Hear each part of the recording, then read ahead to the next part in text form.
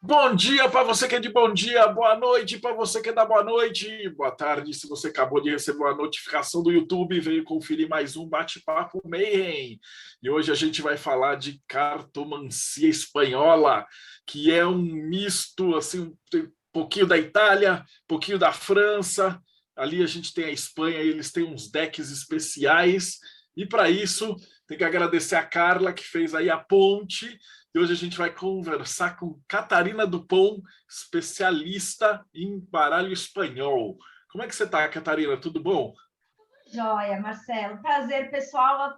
Estou muito grata pelo convite, muito grata pela mediação da Carla e muito feliz de estar aqui para conversar sobre o baralho espanhol com vocês. Então, para o pessoal que já conhece, a gente já está acostumado, né? Mas aí, antes da gente chegar nas nuances, na tua apresentação e tal, a gente pergunta para o convidado um pouquinho da tua jornada, né? Então, como é que você começou no ocultismo? Como é que você caiu nas cartas? Chegou no baralho espanhol? Conta um pouquinho para a gente da tua jornada. Vamos lá, vamos começar então da infância, né? Tá, eu comecei a me interessar por tarô, cara, aquela coisa, aquela fase de adolescente que gostava de ler as revistinhas do destino, fui fazer aulinha de tarô com a Mônica Bofiglio na época, e aí sempre fui do tarô. Os anos passaram, eu sempre fui do tarô. A minha família, por parte de mãe, é venezuelana. E meu pai, a família do meu pai era brasileira. Então, assim, metade da minha vida foi aqui, metade da minha vida foi lá. E isso foi indo ao longo dos anos. A minha relação com o baralho espanhol, ela se deu através de um amigo que conhecia esse baralho também, cartomante. E me mostrou ele e falou assim: eu não consigo entender esse baralho, tipo, eu tenho dificuldade de jogar ele, não encontro muitas informações. E como você fala espanhol, de repente você pode ajudar. Aí eu reconheci o baralho, que era o baralho que minhas tias usavam quando eu era criança e via nas festas de família. Elas jogando assim, tipo, truco, sabe? Super normal.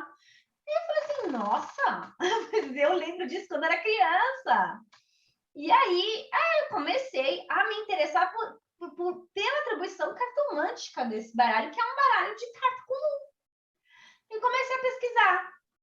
E aí foram surgindo, né? Foi surgindo interesse, e eu comecei a descobrir como que esse baralho ele tem um valor incrível. E que o que mais me chocou nessa pesquisa era chegar para as pessoas aqui no Brasil e perguntar: você conhece? Nunca ouvi falar. Mas como que você não conhece? É baralho de carta comum. Não, nem sabia que existia. Eu achei esse baralho esquisito. E a gente tá falando de um baralho que não é um baralho caro, tipo, tarô é caro, Lenormand é caro, sibilas são caras para comprar. A gente tá falando de um baralho que, por exemplo, a Copag vende por R$ 12 no site. E você não conhece. E aí eu achei isso esquisito, sabe? Aí continuei pesquisando ele, conversando com pessoal que joga esse baralho tanto a nível de jogo de entretenimento como a fim oracular em outros países. Eu descobri várias coisas a respeito dele, inclusive da importância dele para a história da cartomancia e das cartas de jogos de uma forma geral para o mundo inteiro. E aí eu comecei a perceber que o nosso desconhecimento por um baralho que é amplamente utilizado em toda a América Latina fala muito mais de nós, como ilha linguística e cultural, do que questões ligadas à cartomancia. Então, tem várias nuances essa minha pesquisa. Tem vários caminhos. E aí, pelo teu ponto de vista profano, você foi para fazer faculdade do quê? Trabalha? Como é que isso se juntou? Então, brasileiro não se vê latino. É verdade, Elisa, brasileiro não se vê latino mesmo, e isso eu posso provar. Isso é absurdo. Eu sou formada em artes visuais e depois que eu formei em artes, eu fui fazer letras espanhol na Federal de Alfenas, em Minas. E aí eu tive todo o suporte técnico, suporte teórico para seguir com a pesquisa, porque eu já comecei a fazer essa pesquisa por conta, antes de entrar para a faculdade. E lá, claro, a gente aprende o que é uma metodologia. A Unifal, ela tem uma parte muito boa, que ela tem um mestrado em História Ibérica. E aí foi um prato cheio, porque vários documentos históricos estavam lá e assim, eu tinha todos os contatos. E aí, essa questão da perspectiva de ensino intercultural, eu também apliquei o estudo com o baralho. Então, essa questão que eu coloquei para vocês, brasileiro não se vê latino, eu testei dentro da docência também, com relação ao ensino de espanhol. Eu dei aula para cursinho preparatório, de Enem, assim, e sempre com essa perspectiva. Por que a gente não conhece os nossos vizinhos? Por que o espanhol é a segunda língua mais falada no mundo inteiro e a gente tem uma visão colonial? No caso da cartomancia. E no caso de várias outras áreas, por exemplo, a própria área de história, por exemplo, é totalmente colonizada pela França. Ainda somos colônia. E essa reflexão eu trago para a cartomancia. Marcelo, olha só. Se eu atravesso a ponte de amizade e eu fiz esse teste, eu atravesso e vou para o Paraguai, eu vejo os paraguaios jogando baralho espanhol. Eu volto para Foz, eles não sabem, os brasileiros não sabem o que é isso. No cartomancia, não fala só da questão oracular. Cartomancia fala a história de um povo, fala a história de uma nação. É essa a proposta, essa perspectiva intercultural que eu trago para a cartomancia espanhola e para o Brasil. Fantástico. Fantástico. E você também a gente estava conversando antes de gravar aqui, que você está com um grupo venezuelano. Explica um pouquinho para a gente essa parte religiosa e também oracular. Religiosa, explico. Então, como eu comentei, eu morei um tempo lá, e eu morei depois aqui, e eu tenho... Minha família está lá, inclusive, parte, né? Porque a maior parte se espalha para o mundo, né? E a linha religiosa que eu sigo atualmente, uma das principais linhas que eu sigo atualmente, é o espiritismo venezuelano, o que também é chamado de espiritismo marialionceiro, cuja figura principal é uma divindade feminina, uma divindade aquática também, que é relacionada ao poder da fertilidade, praticamente uma deusa, que se chama Maria Leonça.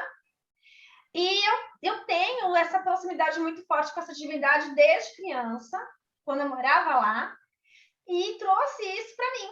Então, eu tenho esse culto que eu sigo de forma solitária aqui no Brasil, e tenho o apoio do pessoal da Venezuela à distância, né? O pessoal da Federação Venezuelana de Espiritismo. E é complicado, porque eu tenho um pé aqui e um pé lá, se for ver, né? Eu estou nessa busca de encontrar mais venezuelanos aqui no Brasil que sejam imigrantes e que tenham esse contato com esse culto para poder fazer essa ponte entre Brasil e Venezuela. E também tem isso, né? Desmistificar e tirar a xenofobia e o preconceito contra o povo venezuelano. Porque hoje em dia, se a gente fala de Venezuela, a gente tem as piores referências. Só que a Venezuela sempre foi uma desconhecida para o Brasil, muito antes de questões políticas, muito antes. A única referência que se tinha é petróleo.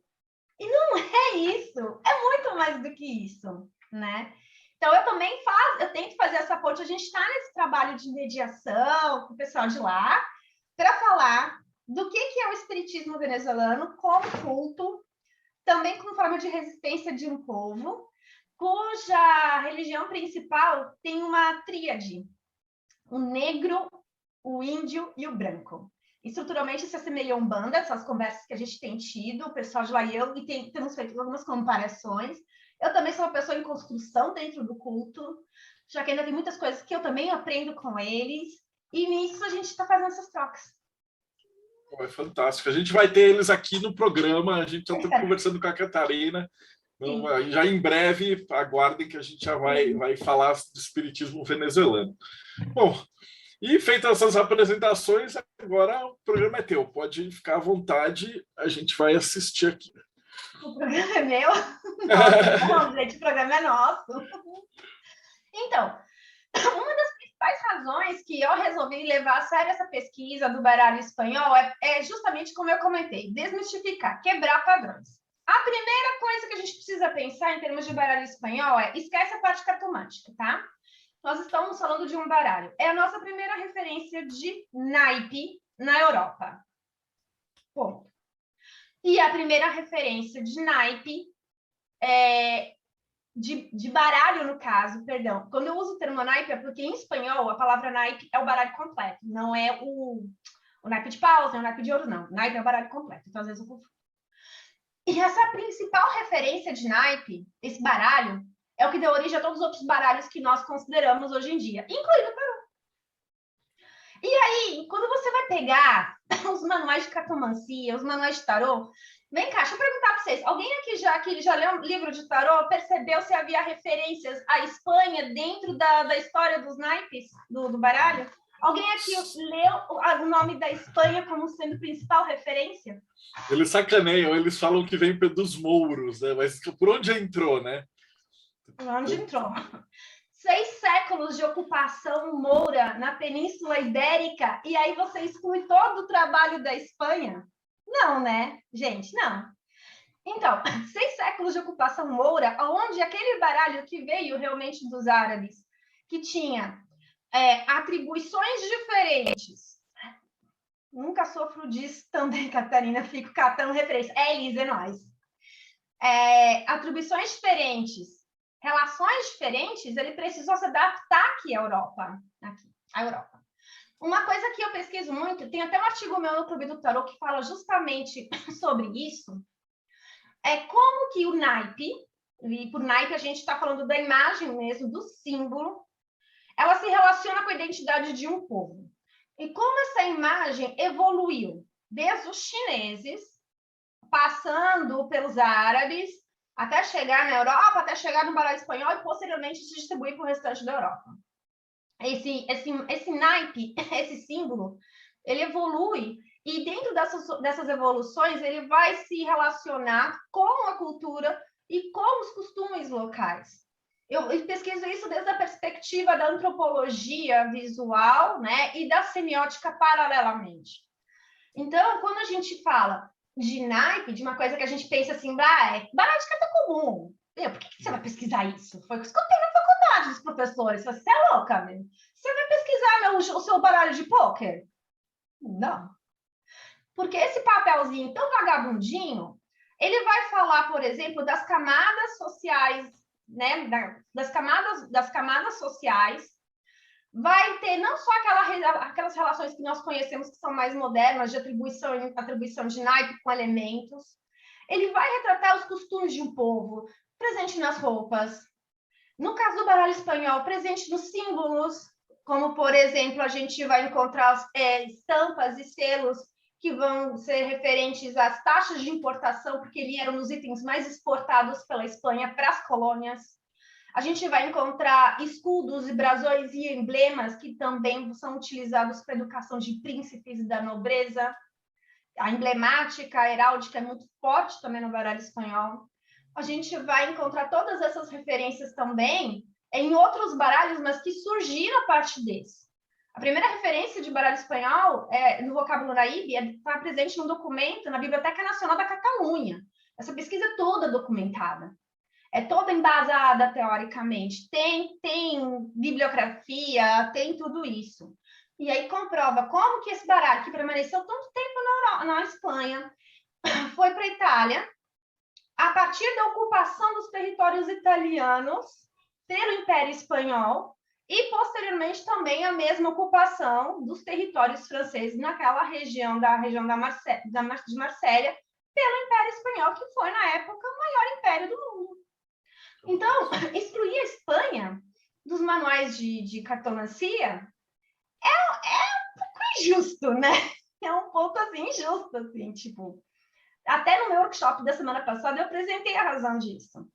Naquela época, viajar era muito mais caro do que era hoje em dia, né? E aí, o que as pessoas faziam? Nada muito diferente do que a gente faz hoje em dia. Elas embasavam as suas pesquisas nas publicações de outros, na biblioteca. Qualquer coisa semelhante com o Google pesquisar não é mera coincidência. Mas não se fazia um olhar apurado. Geralmente, os livros que falavam de baralho espanhol eram livros que falavam de uma coleção específica, então não se havia uma análise completa, né? E só posteriormente que foi realizado esse tipo de pesquisa e foi descoberto, inclusive, toda essa potência do baralho espanhol. Então, lá, o negócio é muito forte. Lá tem grupos de colecionadores, lá tem publicações específicas a respeito disso, revistas e grupos que se reúnem para fazer esses estudos todos, assim, né? É de soltar. É de uma riqueza imagética muito legal. Fantástico. Faz justamente a ponte, né? A gente aprende lá que todos os livros falam assim, veio dos mamelucos, os arcanos menores, e aí juntou com os triunfi da Itália, que eram as pinturas e tal, mas falta essa ponte que você vai apresentar para a gente hoje. Isso é maravilhoso. Inclusive, se quiser, posso até compartilhar os slides do workshop da semana passada. Se vocês quiserem, já volto já, né? Já vamos falar com slide, né? Peraí, posso compartilhar? Fantástico.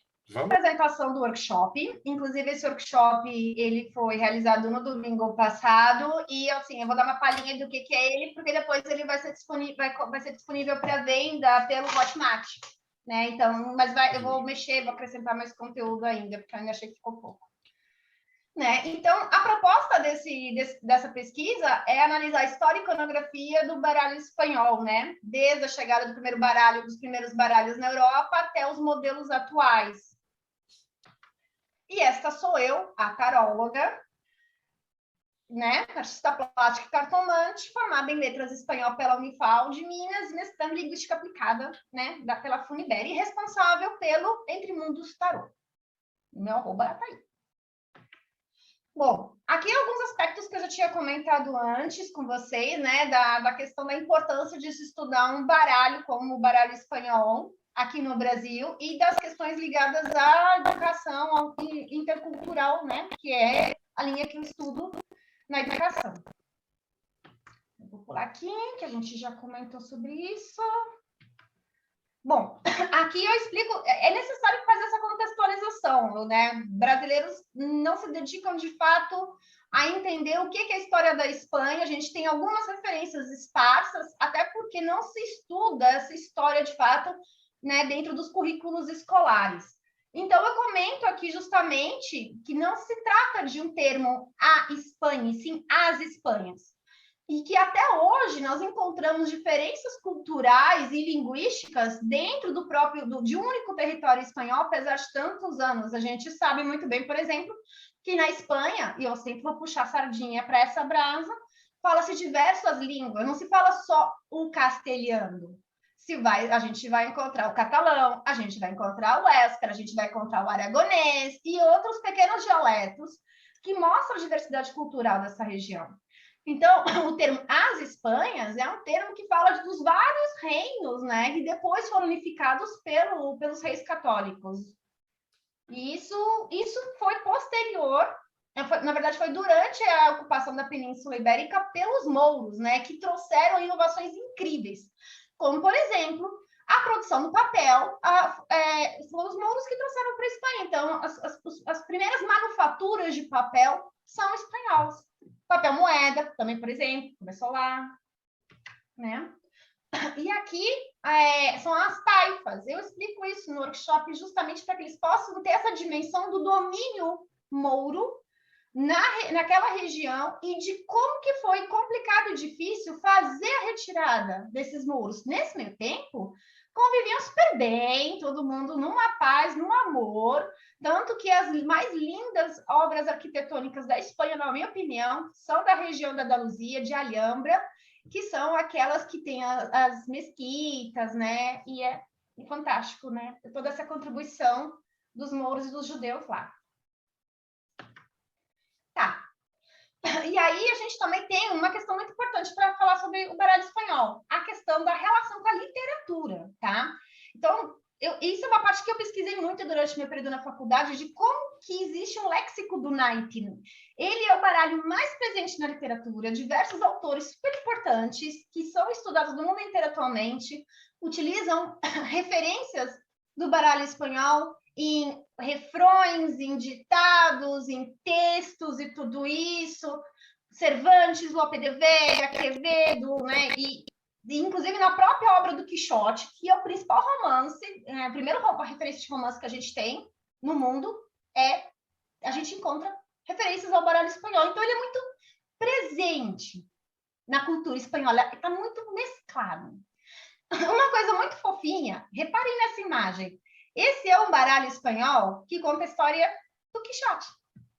Coloca para cá, vou imprimir esse baralho, inclusive.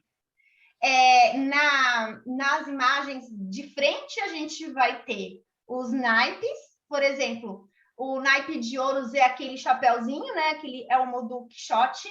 A gente vai ter ânforas de vinho no lugar de copas. A gente vai ter as espadas, né? Só que são espadas, aquelas espadas de batalha. Os paus continuam os mesmos, assim. Mas no verso, a gente vai ter trechos contando a história do Quixote. Então, isso também fala do baralho espanhol para fins educativos. Gente, se eu estiver falando muito, vocês falam. Por favor, que eu falo muito mesmo. Tá? Bom, aí aqui um pouco daquilo que eu tinha comentado, né? Da invisibilidade e das questões políticas também que afastaram a Espanha desse cenário. Desse cenário mundial a respeito das cartas, né? Então, assim, ela sofreu uma bancarrota muito grande por muitos anos, porque se esgotou em guerras para tentar sustentar o Império Espanhol.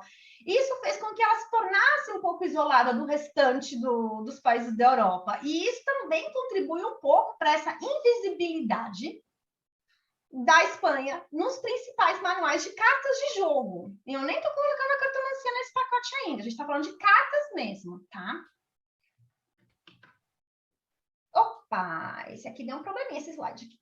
Bom, aqui a gente tem a primeira referência de... Oh, Marcelo, acho que eu vou tirar esse slide, vou cortar ele, tá? Peraí que eu vou parar de compartilhar um minuto aqui. Acho que esse aqui deu um probleminha, peraí. Que bom que pode editar, gente, que paz é essa? Super tranquilo. Tá, deixa eu só arrumar isso aqui.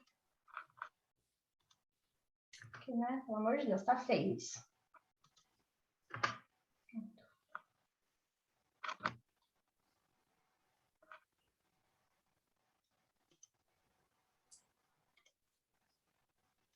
Eu vou pegar...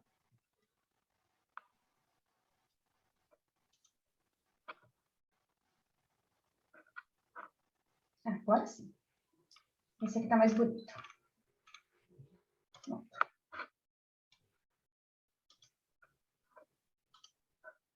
Nem esquenta, depois eu faço uma marquinha e já troca tudo. Tomando esse negócio sério mesmo, porque é estressante. Eu tenho duas versões da mesma apresentação, uma melhor e outra mais ou menos. Então, acabei confundindo os arquivos. Tá, aí agora a minha parte interessante. Vocês estão vendo minha tela? Tô ainda, peraí, dá o... Tá, eu vou colocar no full screen. Full screen.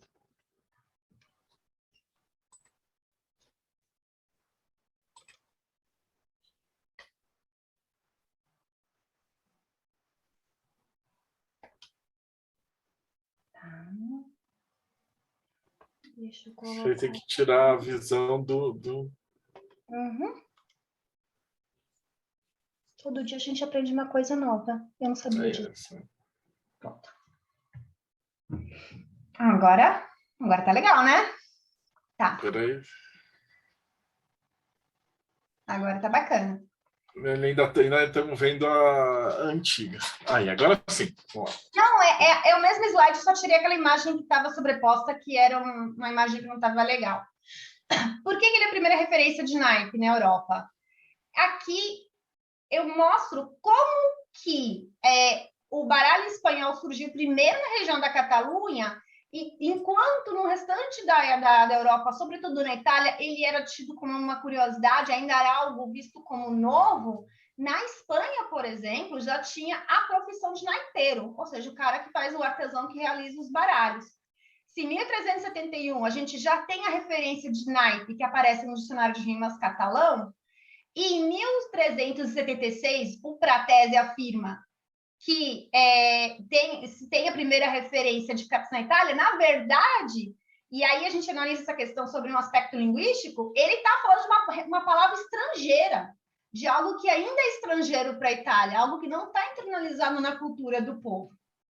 Sendo que já desde aquela época, a profissão de naipeiro já existia, né? Então, aqui eu mostro todas as referências de que o naipe espanhol é sim a primeira referência, que só depois ele se estabeleceu na Itália, ao contrário do que algumas pessoas consideram aí, né? Os puristas. Aqui é só um breve apanhado da evolução do símbolo, né? Desde desde o baralho espanhol. Esse aqui é um baralho ítalo-espanhol, que é da região de Trieste, que tem a cimitarra curvadinha e tal. Esse aqui é um baralho mais moderno, e toda a evolução do símbolo, passando pelo suíço, o alemão e o francês. E aí, vamos lá, essa parte legal da história. Gente, se vocês pegam um baralho espanhol agora, vocês vão reconhecer ele, vocês vão conseguir identificar por que ele é espanhol, não só apenas pelos naipes, mas pela própria estrutura dele como um todo. Uma das principais curiosidades do baralho espanhol é que ele não tem rainhas. Vocês sabiam disso? Não. Então, Massa isso. Não tem rainhas. Figuras da corte são 3. Ah, é um baralho machista. Não, não é um baralho machista, gente. Desculpa. Não é machista. Simplesmente que, se fosse para ter rainha, teria que ter número 3. E número 3 já era considerado, né, número de mau agouro na época. Preferiram tirar as rainhas.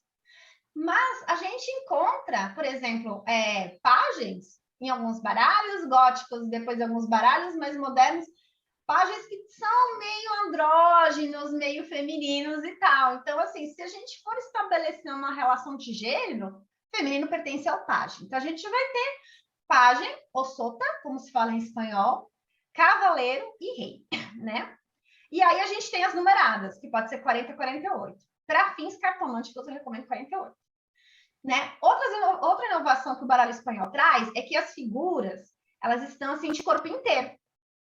Diferente, por exemplo, de alguns baralhos franceses, que são assim do busto para cima. E por ser de corpo inteiro, os espanhóis desenvolveram um sistema muito legal, que é o sistema de pintas, né? Que eu vou mostrar na próxima imagem. Que são as bordas. Porque às vezes fica um pouco complicado com os joguinhos de pôquer e tal, para eles conseguirem identificar qual era o naipe. Então, vocês vão ver que todo baralho espanhol ele tem interrupções nessas bordas, que nem nesses reis aqui de baixo. Isso é uma inovação do baralho, na verdade, e era usado só para fins de jogo. Aí eles colocavam assim meio de leque assim de lado, então eles conseguiam identificar melhor qual naipe eram as cartas, de qual naipe eram as cartas que eles tinham. Então é bem bacana isso. Eu não jogo nada, gente, eu não sei jogar nem Uno. Meu negócio é ler o futuro com essas cartas, mas eu não jogo nem Uno, gente. E aí vem a parte bacana, né? A variedade de padrões e estilos. Essas são as primeiras referências, né, de baralho espanhol. São referências que estão nos museus, né? No Museu Fournier, que está em Vitória-Gasteiz, em alguns museus também na Alemanha, e aí a gente vai encontrar essa relação, essas imagens com o baralho turco, especialmente na presença desse cavaleiro de espadas, que usa um elmo pontudinho, bem bom, assim, bem árabe, né? Então, tem essas referências imagéticas bem interessantes. Essas são lâminas também que estão presentes no Instituto Municipal de História de Barcelona, no Museu de Arte de Catalunha também, e aí a gente vai ter, por exemplo, aqui, pajens femininos, que é bem legal também. E aí, repare o negócio só. Olhem esse as de ouros. E esse as de copas. Parece com qual? Sim.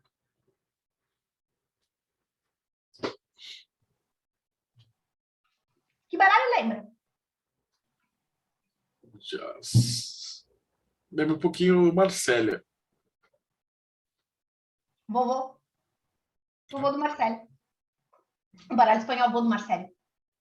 Por isso que as pessoas às vezes se confundem quando pegam o baralho espanhol para fins cartomânticos. Mas eu vou jogar com os menores do Marcélia? Não. Baralho espanhol é uma coisa, tarô é outra. Tem semelhanças imagéticas, mas não quer dizer que é a mesma coisa. Então, já começa por aí. Mas sim, a gente começa a perceber uma relação de iconografia entre o baralho de Marcélia e o baralho espanhol, né? E vai por aí. Aqui são os padrões, né? Tem 3 principais padrões. Esse é o padrão castelhano nacional. E olha que coisa mais gracinha esse daqui. Nesse baralho, por exemplo, a gente vai encontrar na figura dos 5 de ouros os reis católicos também, e vários símbolos importantes, como selos, como taxas e tudo isso. Mas esses não são os baralhos que eu quero mostrar para vocês. Vou mostrar mais. São mais padrões. Esse aqui é muito semelhante com o baralho que eu utilizo para atendimento, né? O meu se chama Dos Tigres. Então, assim, tem toda essa relação de um item para exportação, é um item que, na verdade, era um commodity para a coroa, todas as restrições que a igreja também fez em cima disso para tentar conter a questão do vício através de taxações pesadas, então dessa relação também com o comércio para as colônias. E esse é um padrão bem bacana aqui. Aí vai indo, tem vários estilos, reparem como é variado, e esses são os modelos clássicos. E aí tem aquilo que você comentou, né? A gente vai falar de França, a gente vai falar de Itália, então a gente vai falar também de baralho espanhol, né? E aí tem a questão histórica de como que o Império Espanhol, através de um tratado de paz, ocupou terras italianas e terras francesas. E nesse processo dessas ocupações da terra, desse domínio, é claro que houve também um intercâmbio muito grande de artesãos. E de lá surgiram os demais baralhos, né? Então, assim, dizer que as primeiras referências de tarot são italianas é desconsiderar todo o Império Espanhol que ocupava, né, por exemplo, a região de Milão. Trieste, Sardenha e tudo isso. Tanto que a gente tem os baralhos ítalo-espanhóis para mostrar isso. E esse aqui é um francês. Esse aqui é o jogo de Alouette, é um jogo francês, mas os naipes são espanhóis. E é jogado até hoje, inclusive. Esse é um siciliano. Não, reparem que não tem as bordinhas, mas a gente tem a mesma distribuição de figuras da corte. E, assim, poucas diferenças de imagem. Copas já não é uma taça, é uma ânfora de azeite, é uma ânfora de vinho. A gente vai ter um espanhol meio francesinho, que é bem bonito, que é parisino. O jogo de Alouette. E aí a gente vai ter os baralhos que são emblemáticos educativos, que aí ele passa de um item, assim, do povão, da população, e acabar passando para a nobreza, né? Através da evolução também, da ilustração. E aí começam a surgir as obras de arte. E aí vem a parte que eu gosto. Né? Baralhos que vão contar uma história de um povo. Baralhos que vão retratar um momento histórico.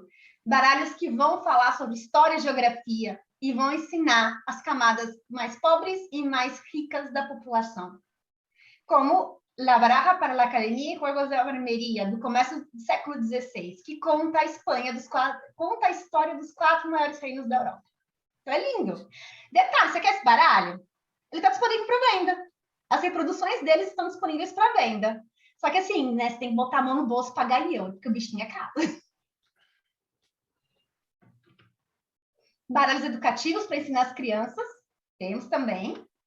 Baralhos que ensinam mitologia grega, com os naipes, temos também. Eu não vejo nada mais perfeito que Midas ser rei de ouros, né? Tipo, tem mais nada mais perfeito que isso.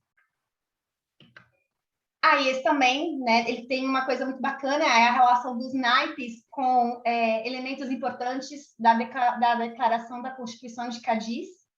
É bem bacana, por exemplo, copas fala da força e o símbolo de copa são bombas, que representam justamente a força necessária para fazer essa Constituição e a libertação dessa região. Bem bacana. Aí a gente começa com a parte divertida, que são os primeiros baralhos cartomânticos, né? E são baralhos fofinhos, baralhos que eram utilizados pelas damas da corte, naquele jogo de paquera e tal, que é a parte que a gente gosta, né, Elisa? Elisa, você gosta dessa parte, né? Eu também adoro. E aí a gente vai ter, por exemplo, a Baraja de los Enamorados, que vai falar de flores, vai falar da linguagem das flores, vai falar, por exemplo, da linguagem dos leques das damas, de como é que você fazia para seduzir o cavalheiro lá da outra mesa com o leque. E linguagem de bengala, que eu nem sabia que tinha, mas também o jeito que ele posiciona a bengala também é interessante.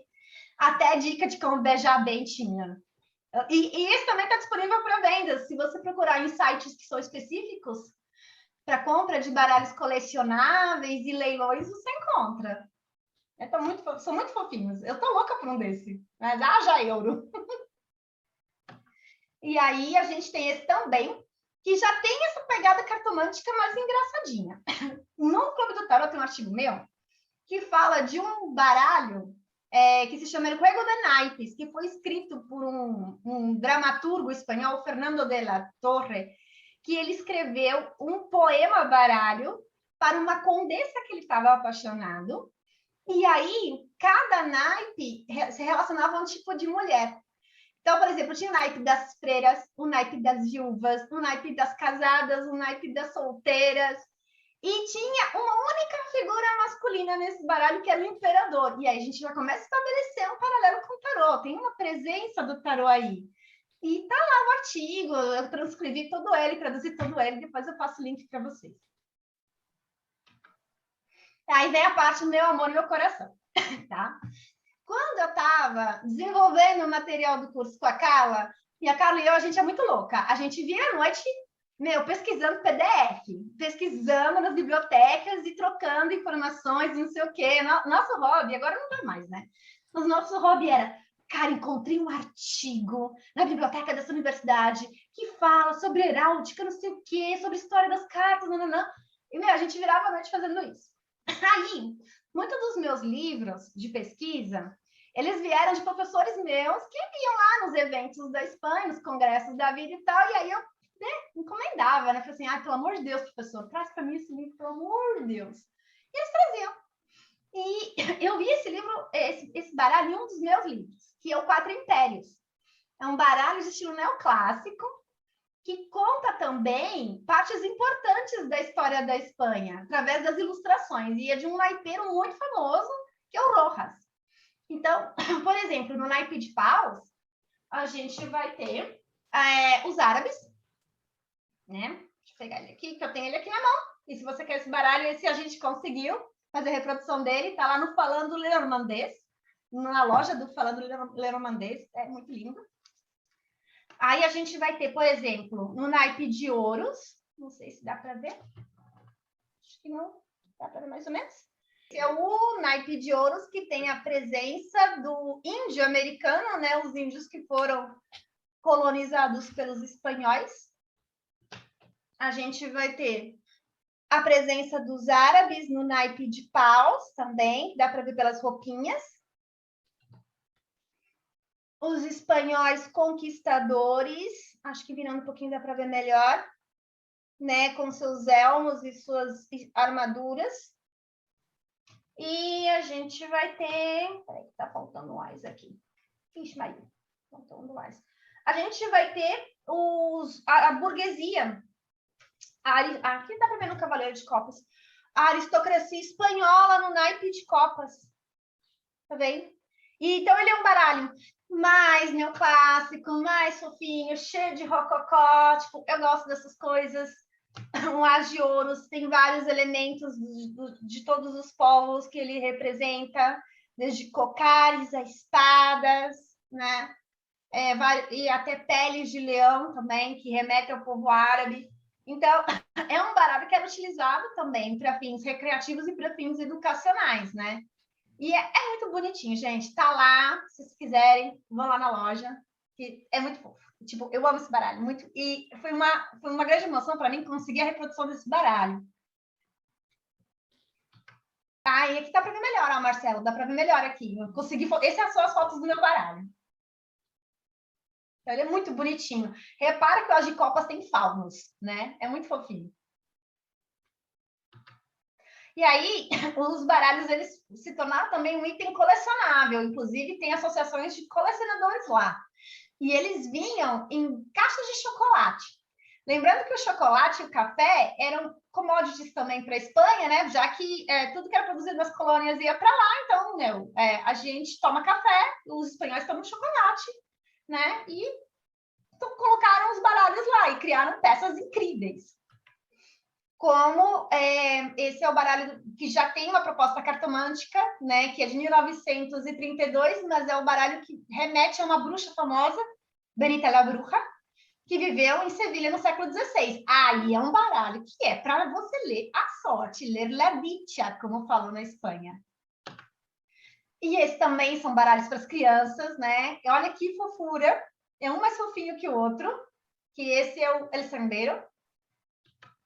E esse baralho é muito legal, gente. Esse é o último slide que eu mostro as imagens dos baralhos. Esse é o Baraja de la Cocina Espanhola, que é recente, que foi produzido por uma ilustradora chamada Simcha Gotz. Ela é alemã, mas ela mora em Madrid.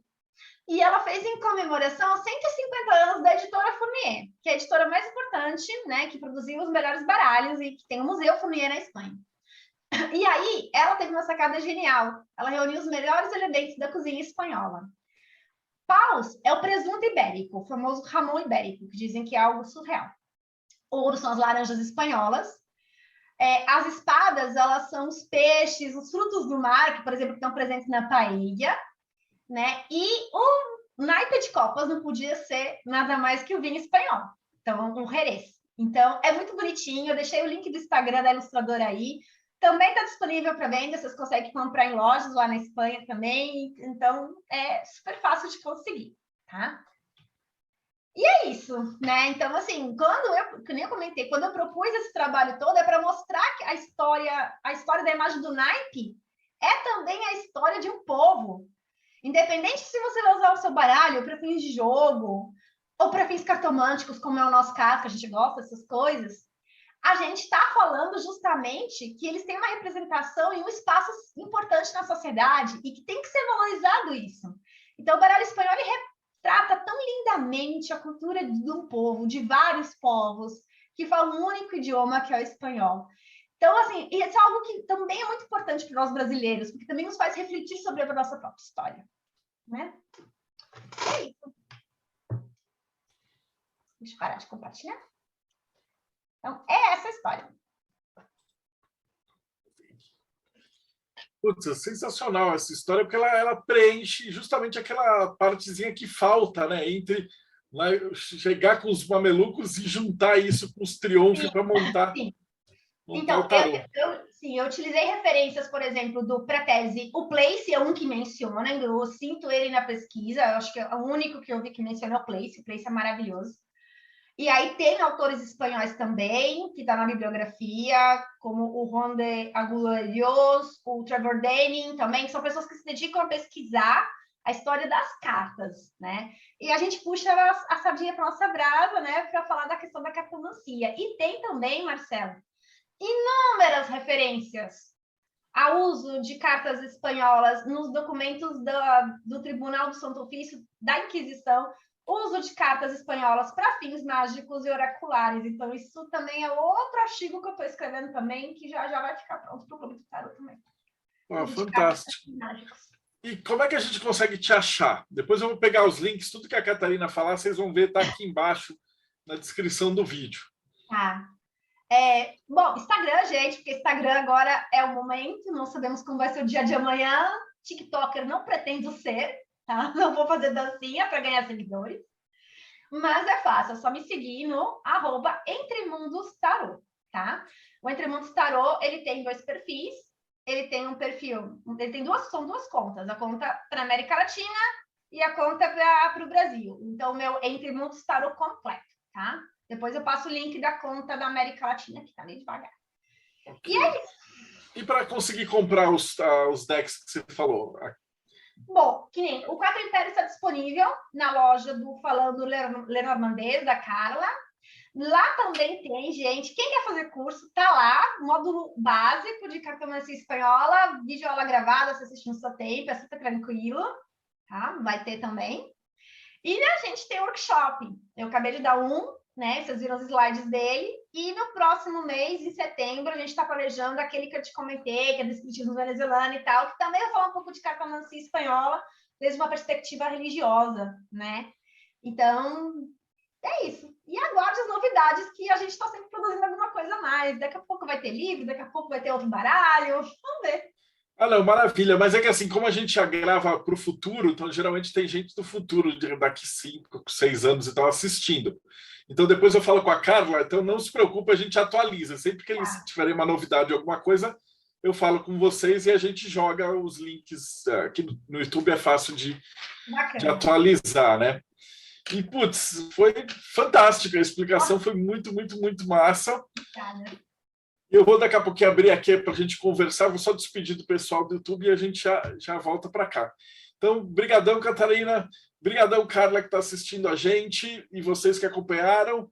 E a gente se vê. Não esquece, o Rodrigo está avisando, segue o canal, dá o link, dá uma olhada que a gente entrevistou um monte de autor de tarô, de cartomancia, de astrologia, de tudo que vocês puderem imaginar. E a gente se vê aí, então, no próximo Bate-Papo Mayhem.